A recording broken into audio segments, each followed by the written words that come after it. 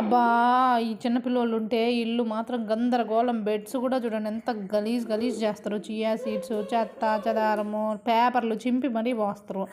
ఇంకేం చేద్దాము, అందుకని చెప్పేసి ఇది కొనుక్కున్నాము. Kent Zoom plus vacuum cleaner. సరే దీన్ని ఫస్ట్ బిఫోర్ ఆఫ్టర్ ఎలా ఉంటుందో మీరే చూడండి.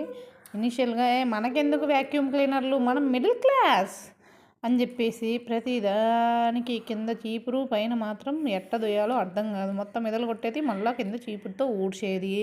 సో బేసిక్గా డబుల్ పని అనమాట. ఎక్కడ చెత్త అక్కడే ఎదరాలంటే కష్టం కదా అన్ని ప్లేసుల్లో నుంచి. ఇంకా కొన్ని మాకు రైల్స్ ఉంటాయి, స్లైడింగ్ డోర్స్ కానీ విండోస్ కానీ మొత్తం దుమ్ము పట్టేసి ఉంటాయి.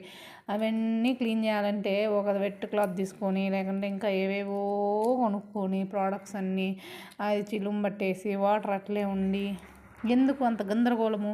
సో బేసిక్గా నాకు ఇన్ని రోజులు పట్టిందనమాట ఇలాంటి ప్రోడక్ట్స్కి అప్గ్రేడ్ కావడానికి. సో అది కూడా బేసిక్గా నేను కొనింది ఇలా బెడ్లు క్లీన్ చేసుకోవడానికి కాదండి. అక్కడ చూస్తున్నారు కదా స్లైడింగ్ డోర్స్ కానీ విండోస్ కానీ ఇవన్నీ వచ్చేసి ఫుల్ దుమ్ము ఉంటాయన్నమాట.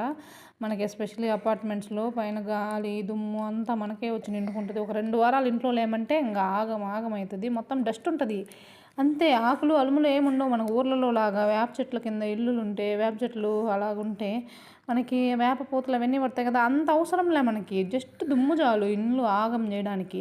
సో ఆ దుమ్ము చీపురుతో వస్తుందా? రాదు. మళ్ళీ తడిబట్ట పెట్టాలి, దానికి మనకు బొల్లు అవుతుందా? ఒళ్ళు కరిగిపోద్దేమోనని చెప్పేసి మనము చేసే రకాలు కాదనమాట, అన్ని రకాలు రంగులు. సో దానివల్ల ఆ దుమ్ము కోసం కొన్నా నేను ఇది. కానీ ఇది అన్నిటికీ వాడేస్తున్నా. దీనికి చాలా కనెక్టర్స్ వస్తాయి. నేను ఇప్పుడు వాడేది చిన్న ఇలాగా దుమ్ము ఎక్కడైనా కార్నర్స్లో దుమ్ము అలాంటిది అనమాట. చిన్న కనెక్టర్ చూసారంటే. ఇంకా హౌస్ క్లీనింగ్కి ఇది మొత్తం డ్రై క్లీనింగే అండి. హౌస్ క్లీనింగ్కి వేరే కనెక్టర్స్ ఉన్నాయి. సో బేసిక్గా very useful product. Go and purchase, don't think.